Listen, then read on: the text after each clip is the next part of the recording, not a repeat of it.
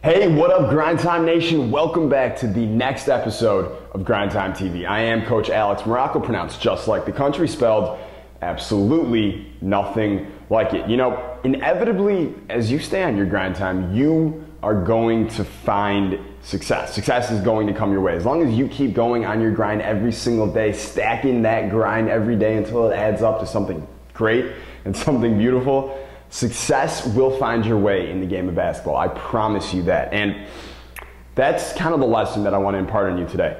When it happens, okay, when that success happens, when you become the star, when dropping 30 points in a game is no big deal anymore for you, when you become the leading scorer on your team and it's just expected, you're just expected to be the leading scorer every game. When that happens to you, don't take it for granted.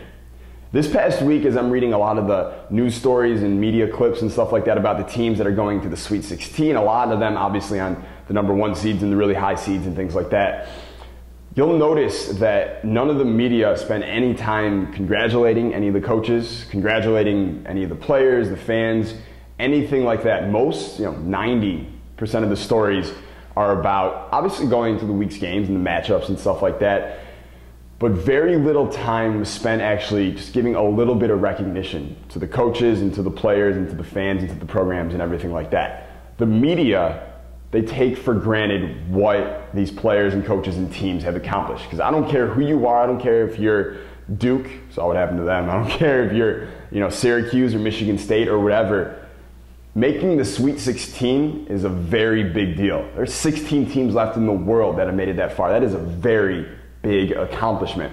What happens is when the media only focuses on the negative stuff, or they only focus on the other stuff, I guess, that isn't any type of recognition or anything like that, what happens is that kind of trickles down to the fans, right? And people reading all those articles and reading and watching all the stories and everything like that, and all of a sudden everyone starts taking for granted what these players are doing. They don't recognize how hard these guys are working, how these coaches are working 25, 26 sometimes hours a day, preparing their teams to get them that far. And I think if you haven't taken the time, but if you're a fan of one of these teams or anything like that, don't take it for granted what they did. It's a very big accomplishment, and I want to definitely salute everyone who made it to the Sweet 16, who's made it this far, because that is a hell of an accomplishment. Now, coming back to you, I want you to remember that when you get to that point, maybe you're on a team a few years from now that makes it to the Sweet 16, makes it this far, as the media talking about your team this week, or like I said, when you're that guy who's expected to lead your team in scoring every game and to put in 30 a game or something like that, and everyone just takes it for granted,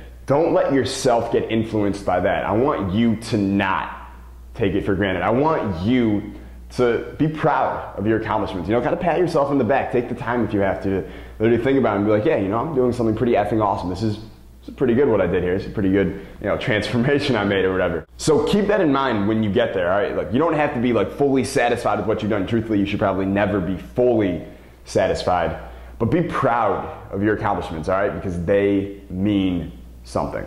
Now, tomorrow morning, Grind Time TV, I've got a success story I want to share with you about the mind maze, all right? I got some emails about the mind maze, some really, really cool feedback that some guys want to tell you about, so I'm going to share that with you tomorrow, and I'm also going to share with you kind of the story about how I came across the move, the mind maze, in the first place. It's not in Unguardable, obviously it's not in 7-minute crossover, only way you get it is with the game-winning solution, link below. So, I'll see you tomorrow morning, Grind Time TV. Until then, stay Grind Time. Peace.